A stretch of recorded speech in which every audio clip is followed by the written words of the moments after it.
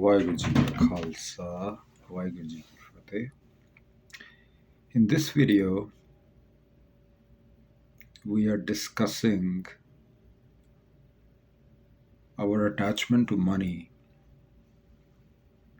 and what gurbani tells us about it. So if you look closely, a person is attached to money for four reasons primarily. One is sense pleasures. So he wants to earn a lot of money so he can live, the high life. Second is we want to display our wealth to others. Third is we want security. So let's say something, unforeseen happens, like saving for the rainy day. And the fourth is security. Fourth is freedom. So by freedom, I mean that we want to do things that we really enjoy and not have to work at a job that sucks. And in the Western world, as we know, like 70% people don't enjoy their work. So these are the four drivers for our attachment to money. Now, let's look at each one of these and what Guru tells us. First of all, about security. So we are concerned, we are afraid that we won't have enough. We won't be able to, meet our needs. We might have a medical emergency, something else. Gurbani says, "Parinda in agar hajar darakht aab askar, dihand sohi ek tu hi." Guru Nanak Dev Ji. So what that means is birds do not have storages, nor do they have money, cash. They put their hopes on water and trees. And there's only one giver, that supreme consciousness, Vaheguru. So if you repeat this many times, whenever you have thoughts or worry or anxiety about money, then this will put you in a Sufiana mode. So Sufiana means carefree, means happy, means elated. So let's do this. परिंदाए न गिर हजर दरख्त आब आसकर दिहंद सोही एक तुही एक तुही परिंदाए न गिर हजर दरख्त आब आसकर दिहंद सोही एक तुही एक तुही. The vibration of these words is so strong, it makes you completely detached from money, which is good, right? And then you can live a full life. Now the other thing is displaying our wealth, or keeping up with Joneses. That is a very toxic mindset to have. Kabir Sahib says, "Kare guman chubet sula ko kardan ko nahi." Now let's say somebody is walking and they have a thorn stuck in their foot. And this person, let's say, is so stupid and instead of taking the thorn out, he's pushing it in, and then he is screaming in pain.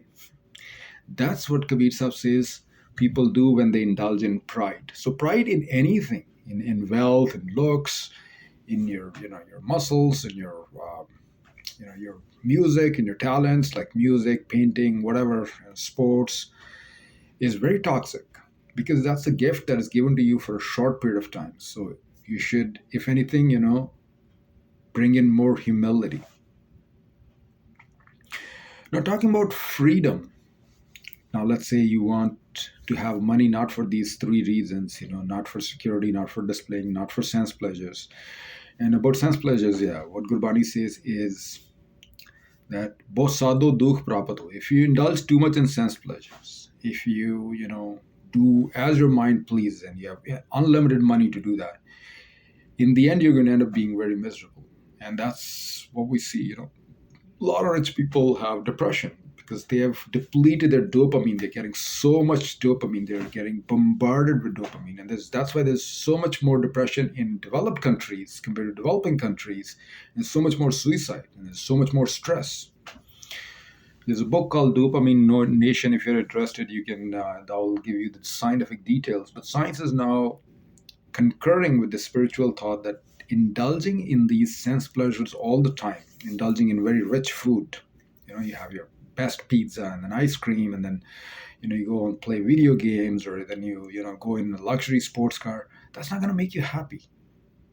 Or it might make you temporarily happy for some period of time, but eventually it's going to start to sound boring.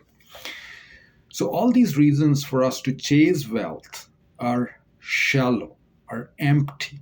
We have no insecurity. Talking about freedom, you should not be working at something that you don't like. You should be doing something that is your passion, and then it won't sound like a work, let's say. And even if it pays little, like let's say somebody wants to be an artist and want to paint pictures all day and it doesn't pay very well, he should still do it. Because see, the problem is our body's needs are very little. We need air, water, maybe a roof over our head, and food, right? Air and water are free for most part. Talking about food, our stomach is the size of our fist, right? You can stuff it with very simple food, or you can stuff it with, the richest food that you can imagine. And Gurbani says there is a guarantee for sustenance. पहले देता rizq samaha, pache deta jant upaha. First, he has created sustenance for all beings, and then he has created the beings. So Vaheguru is so compassionate, so merciful. And when we worry about our sustenance, then we are basically distrusting the Vaheguru's, generosity.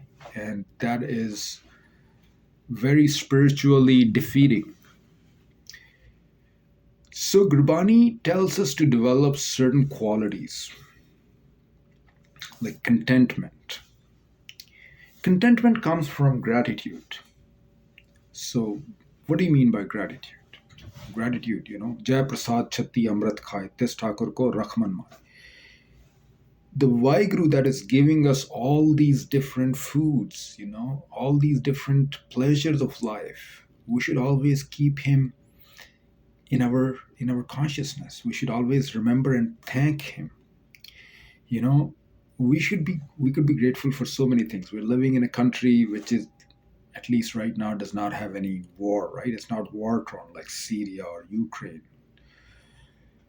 We have loved ones, we have enough food, we have a roof over our head, we have reasonable health. There's so many things that we can be grateful for. And once we are grateful, we feel contented. And contented people are generous people, because generosity is possible only when we feel satisfied with life, contented with life. And even not just about the present, but also about the future, that there's going to be enough even for my future, then we can share. Now, the other thing is that, if you want someone to do something, you should tell them the benefits of doing it, and you should tell them the drawbacks or the problems that'll happen. Let's say you want someone to, adopt a healthy diet and stop the unhealthy practices like drinking and smoking. What do? You show them a picture. If you continue along this path of your unhealthy lifestyle, you're going to have a lot of suffering, right? Bad health, depression, you won't be able to get out of your bed. But if you do the healthy things, then you're, 80-year-old, very active, running with your grandkids. So you show them the good side. So similarly, we need to show the mind what are the benefits of practicing what Gurbani tells us. So Gurbani tells us, Kal khaye ke hathon de nanak ra pachhane se. What that means is that you earn honestly, and then you share generously. So there's a law of universe. Whatever we give to the universe, it comes back many times. So if we share generously, then we will receive in abundance. So I'm not putting exact numbers, but let's say if we give $1,000, it might come back to us as $100,000, provided that was earned honestly. So what will happen if we practice a life as Gurbani tells us to practice? We will have happiness, we will have good health. Above all, we will have Guru Nanak's approval. So we're not just, bowing down to the Guru Granth Sahib, we're actually doing those things in our life. We're living that, teachings. We're living the teachings. And why Guru will love us and we will be proud at our deathbed, right? Now, if we don't do it, what we have? Worry. We have pride, which is worldly pride, right? Because, every time it's not only you worry to amass wealth, but you also worry about like safeguarding it, right? Then you have pride, which is, as I said, very toxic to any spiritual growth. Then you will be ashamed at the time of death instead of being proud that you were chasing things which you're going to all leave behind. So Gurbani says, Meri Meri kya kare, jis diya so prab lord, sar par uthi chalna chhad jasi lakh crore. Which means, even if you amass millions or let's say even billions, in the end you will have to leave it all behind. Not like a needle even can go with you. There was a Guru Nanak Dev Ji story. So a very greedy man, and he has been exploiting. He's the jagirdar, or kind of the feudal lord of the village, and he has been amassing wealth through exploiting people. And Guru Nanak Dev Ji says, take my needle and I will take it to you from in the afterlife, so hereafter. So when we both die, you probably bring your needle to me. And then it dawned on him, right? I cannot take this needle with me. Then what is the point of me amassing all these millions of, and then amassing massive negative karma? The other thing is, when we cheat others, when we create wealth through unfair means, what we are doing is we are creating very negative karma. And what that karma will do is give us very miserable future lives. For example, if you see a donkey, like, I don't know, in developing countries, in India, like, you have a donkey and the poor animal, they would put a heavy cart behind him. They wouldn't give him much food and water, and they would keep beating his backside with a stick. And he has to work in winter, in scorching heat, through rains. There's just no break for him, for the poor animal. So those are the kind of lives that we will get um, if we continue to indulge in unfair means to amass wealth. The other thing is, even if we are, let's say, earning honestly, but are we becoming teli bald? Gurbani says, jo teli bald pavande, which means teli bald, again, historic cultural context of rural India, where there was a bull or an ox, and he would go round and round, and he would basically, his motion would be used to compress oil. So that called a teli bald, the oil producing ox. And he keeps on moving in circles, and he thinks he has traveled miles, but he has not gone like 1 centimeter. He's in the same area, right? So the same thing is, are we doing the same thing? We're trying to have a business, this, that, a project, investments, this, stock market. What is it all going to matter in the end, right? So if we think rationally, we're rational beings, and then we think in light of Gurbani, then we find most of our attachments to money very frivolous, very superficial. There's one more thing, like, if let's say somebody takes your money and does not return it. Ape mara chade ape leve de. Sahib Mira Eko, and that Shabad Guru Nanak Dev Ji says in Asa, that he is himself taking the money, he is himself giving the money. So remove this I. We have to destroy this I if we were to progress spiritually. So do not think one bit, and every time you have too many thoughts of money, start doing wah guru, and think of what is more important. What is that you're going to be more important? What is that you're going to be more happy about at the time of your death? That you earned naam, or you just kept on 24/7 in these like no good thoughts of amassing money? The answer would be obvious. So death is a great reminder, and spiritual systems say if you forget death, that means you forget God. They're synonymous.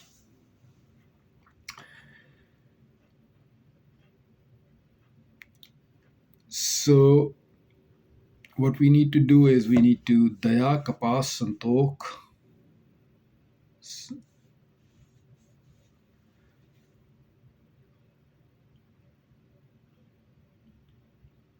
Daya, kapas, santok, sut, jat, gandi, satwat.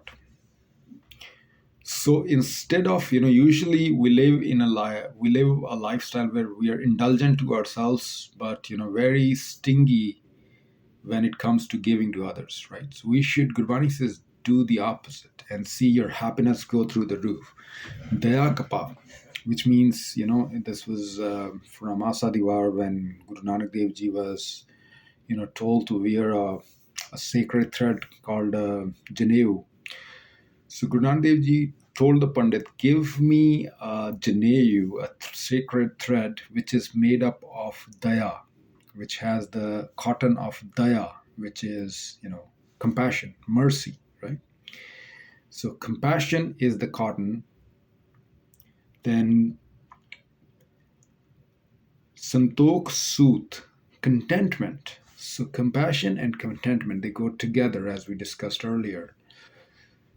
And Jat Gandhi. Jat is sense control or sense restraint, or you can say self control. So, which means like, you're not going to give free reins to your mind. So, you're not going to say, okay, my mind wants to eat certain food, and I will eat it. You control, you say whether I'm really hungry, whether I need this food, whether it's good for me, right? Those kind of things.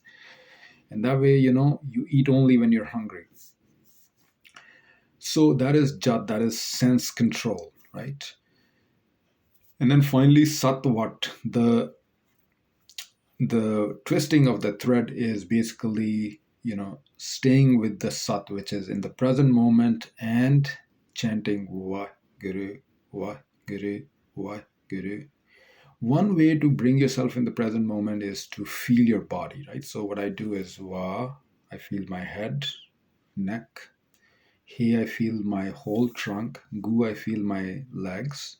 Ru, I feel my feet, right? And then I can do Wa, Guru, one or two sweeps. Then I'm in the present moment. Then I go Wa, Guru, Wa, Guru.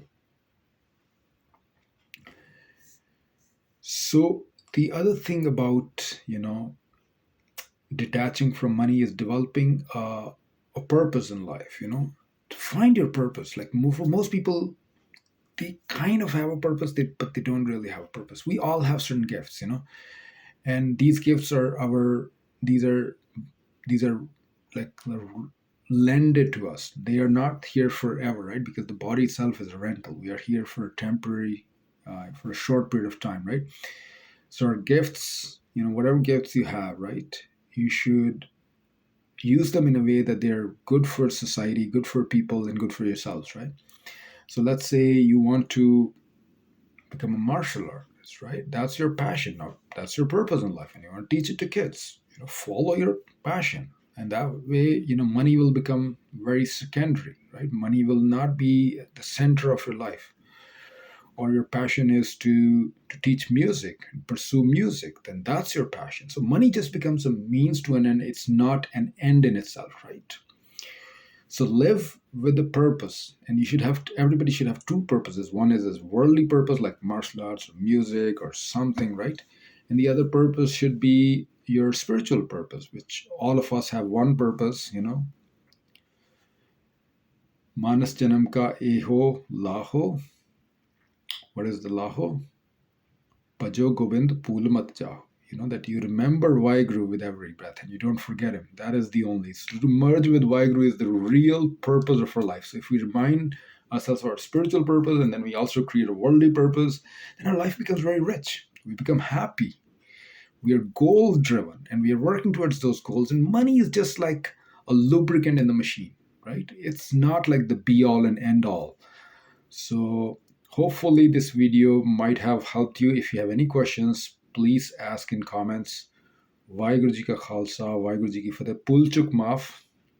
I ask your forgiveness for any mistakes that I might have made. Um, And I will continue to, with your grace, I will continue to produce Gurbani videos on topics, right? Lust, anger, worry, finances, and money that we just created. And you can give me your ideas about other topics that you want videos on. Waheguru Ji Ka Khalsa, Waheguru Ji Ki Fateh.